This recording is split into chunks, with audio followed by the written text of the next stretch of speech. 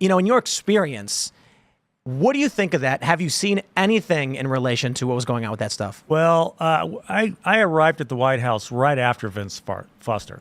So, and go over that story for people who don't know. Okay, so Vince Foster was White House counsel, purportedly was having an affair with Hillary. She and him went back to Whitewater, Arkansas, attorney days. I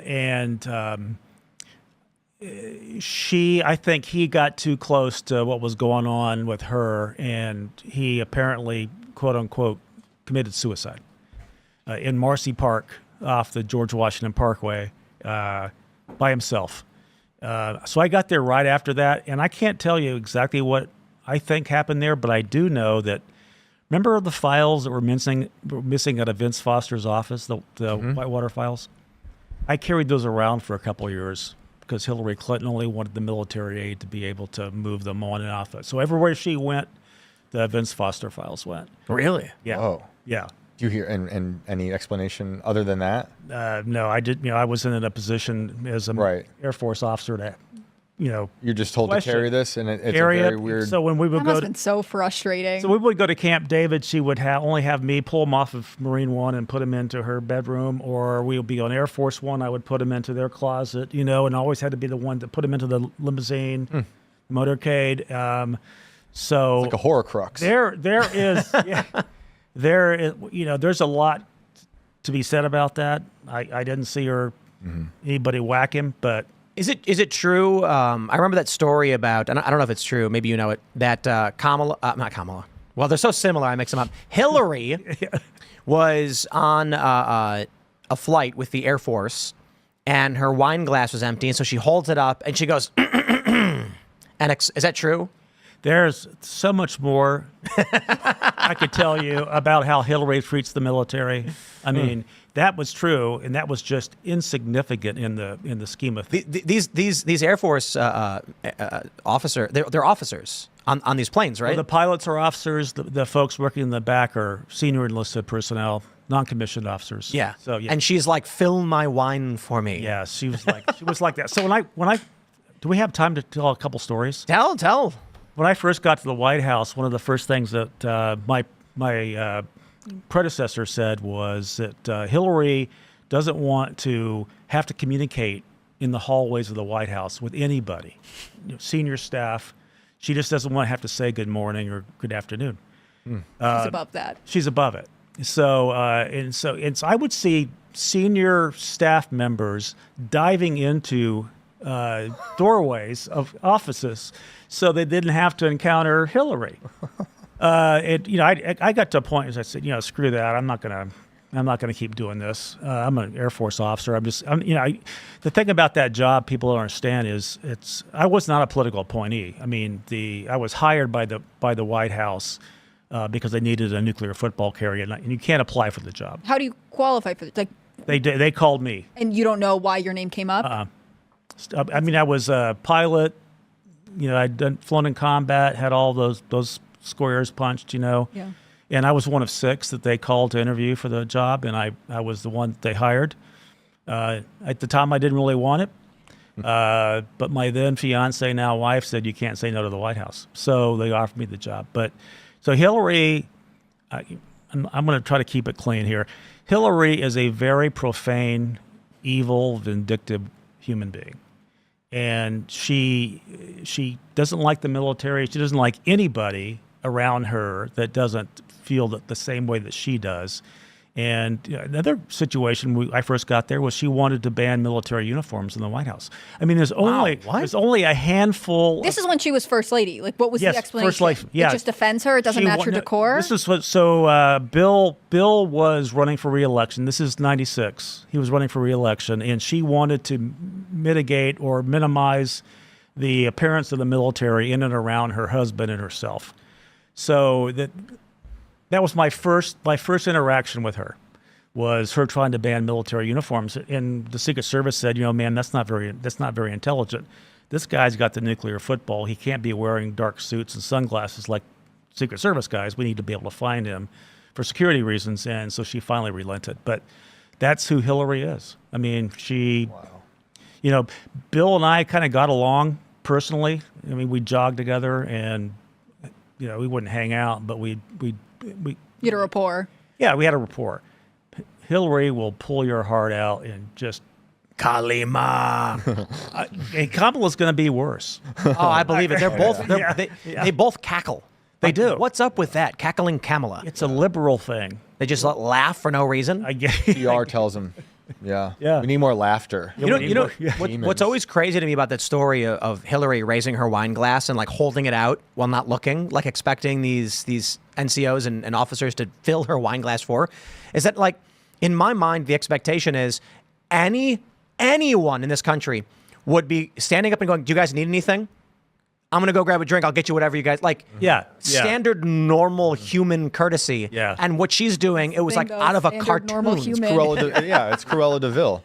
Oh, she totally is. Well, this story had stood out to me once that the White House First Lady is in charge of decorating for Christmas, and Melania Trump always got all this kind of flack because you just had to be mean to her, which I think is uncalled for. But I had heard that Hillary Clinton had decorated at least one year. It was all like designer labels, like all the baubles on the Christmas tree were from basically like fashion houses in New York. And to me, this really spoke to the like desire for elite and affluence and sort of to seem special and better than everyone else. Right. It doesn't sound it sounds like a materialistic Christmas. She was in competition with Ghislaine Maxwell. Well, you know. So, And she's getting rid of military uniforms at the same time.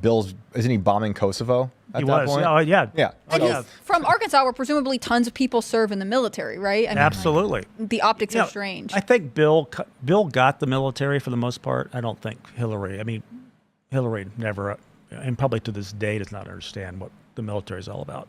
And I can guarantee you that Joe Biden and Kamala Harris don't understand the military whatsoever. So her wanting to be president is just a power play? Like if she doesn't want to be commander in chief, is it just to start war because she likes war and they make money off of it? I don't think I think it's all about ego. Yeah. And it's about power. Yeah. And that was certainly that way for the Clintons. And I always kind of try to psychoanalyze them a little bit. What makes them tick? Because again, Bill was kind of a gregarious, funny storyteller kind of guy. And Hillary was the exact opposite. Hillary was all about the power and keeping the trains on time and, keeping Bill in line. And trust me, that became an issue. I was going to say, that didn't go well. That became an issue during We have to Monica. hide in the Oval Office. Yes, exactly. Yeah, what was that like? I mean, behind the scenes, was she screaming and punching holes in walls? Hillary? Yeah. Oh, heck yeah. I saw her. I mean, I talk about it in my first book a little bit, Dereliction of Duty. Her just destroy the staff, and she would destroy her husband. I mean, we were doing a fundraising thing in Washington D.C. in a hotel, and we were in the elevator going from the motorcade into the elevator up to the top floor. And Hillary had just found out that Janet Reno was going to make her testify in the Whitewater thing. And Hillary just freaking lost it, man. And so we get in the elevator. It's the First Lady, it's the President, it's myself, it's the doctor, and it's one Secret Service guy. And she's just going at President Clinton because she's holding her husband responsible for the fact that she has to be testifying now. And so every four-letter word you've ever heard, I heard in that little golf diatribe. Yes, golf. That wasn't used. But every other one, and being an Air Force pilot, I've got a pretty good repertoire when it comes to that. But Hillary had it all, and just destroyed the dude. And then when we get to the top floor and the elevator door opens, they hold hands and walk out and wave like. Well, I'm wondering because you got to observe Bill Clinton and Hillary Clinton's dynamic up close, like what their dynamic was like. If you see any of that between Jill and Joe Biden, because I sometimes view Jill Biden as the one who seems to be in control of that dynamic. I think it's exactly the same, especially when Bill got in trouble with Monica and the impeachment stuff. Hillary took over. She was co-president. She ran the meetings upstairs in the residence, the crisis meetings in the residence. She basically told him what to say, what not to say, what to do. And I get, and we've all seen Joe Biden's decline. I guarantee you Jill's the one that's running that show, and I guarantee you she didn't want to drop out of the race because that's her power. Yeah. Her money. So you think Kamala is basically Hillary 2.0? I do. In fact, maybe not. Well, I don't think Kamala's as smart as Hillary. Yeah, no, I agree. And it was funny because there was, Donald Trump said we're dealing with a low IQ individual. Right. It's like, I'm not talking about Joe. We got a new low IQ individual. And then this woman on X was like, you know what he means. He's talking about black people. And I was like, if someone says another person is stupid and the other person goes, oh, you're talking about black people, then I'd be like, I don't think it's hard to figure out who the racist actually is in that circumstance. 100%. Yeah. Yeah, that's like you. Yeah. Hillary's intelligent. She just doesn't have the political chops that her husband has. She can't speak. She can't control a room. She doesn't have the charisma, but she's smart. What is this thing that Hillary and Kamala do where they just laugh inappropriately? I have to imagine that it's a consultant who told them, like, you can't be commanding because that's viewed as naggy, so come off as jovial and dismissive. I think that's exactly right on. I think that's exactly right on. To soften their exteriors, you make them laugh a lot. It does not work. No, it is creepy. I think it's super creepy, and I think people see right through it. I do too. I think, and that's why which was it, New Yorker or whatever, that wrote the power of Kamala's laugh or a woman's laughter or whatever. It was They hired a laugh person to study the laugh or something. No, she's saying that it's like sexism, right? That like people are mean to women because their laughs are viewed as like, screechy. Yeah, here it is. Whatever. Kamala Harris and the threat of a woman's laugh. You see, the cackling Kamala, they call her cackling Kamala. It's backfired. And now I watched recently, because there's been a bunch of examples of this for Kamala Harris where she's asked a serious question and she starts laughing. And I remember one time it was something like she's walking into a building and the reporter asks her about something, maybe Afghanistan, and she starts laughing. And I was like, well, that was inappropriate. Recently, somebody asked her, some reporter, you've recently been labeled the most liberal member of Congress. How would you answer that? And she goes, I'm like, why are you laughing at that? It's an honest question about your political leaning. She just laughs. And then she gives no answer. And I'm just like, is it like a laugh track thing? Like she's going for the Big Bang Theory vote?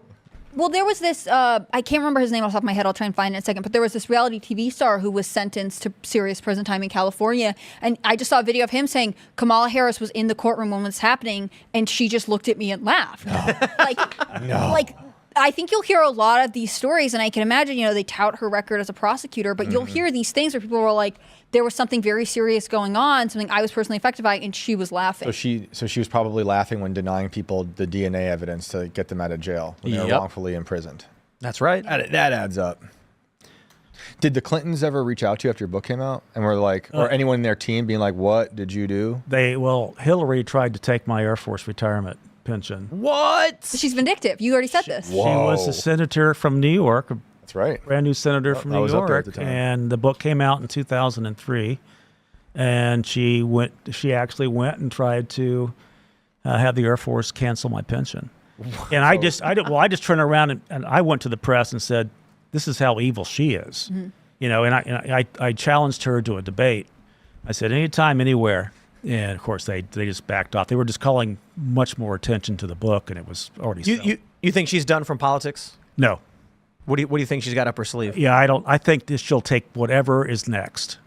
I think that she might be kind of got her fingers crossed that Kamala's going to fall on her face and that there's still a position. I wouldn't be That's surprised. why they were so quick to, because the Clintons endorsed within the first 24 hours, whereas Obama and Barack and Obama and Michelle held out. Right. I thought Barack Obama and Michelle were going to wait several weeks. They kind of came, during the first week of this Kamala Harris campaign, eventually endorsed. But why did the Clintons back Kamala so quickly if she's still politically ambitious? I don't know. That's a really good question.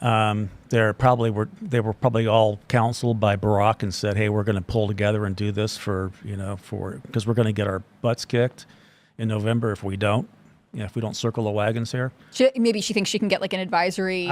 She'll be something. Yeah. She'll be something for Kamala. And makes me wonder who's behind the attempt on Trump's life. Interesting. What's going on here? I'd be afraid for Kamala being so close to the Clintons if you let Hillary near the White House. Yeah, there's that. Well, a lot of potential accidents. And shouldn't all Democrats be more panicked by the fact that the Secret Service failed? If they don't think it was specific to Trump, shouldn't they say, "Hey, we all get Secret Service protection. This seems bad." You would think. I was watching the hearings last week, and I thought, if I'm a Democrat and I'm high profile, I want the Secret Service to be top notch. Top notch. They're just not going to shoot at Trump. It could be anybody. I would have, if I were RFK Jr., I would have felt like it was an insult to give me Secret Service after all the time he was whining about not having it, and then they finally gave it to him. Like, why do I want these people? Thanks for checking out this clip from Timcast IRL. Make sure to watch the show live Monday through Friday at 8 p.m. Subscribe to this channel, and we will see you all there.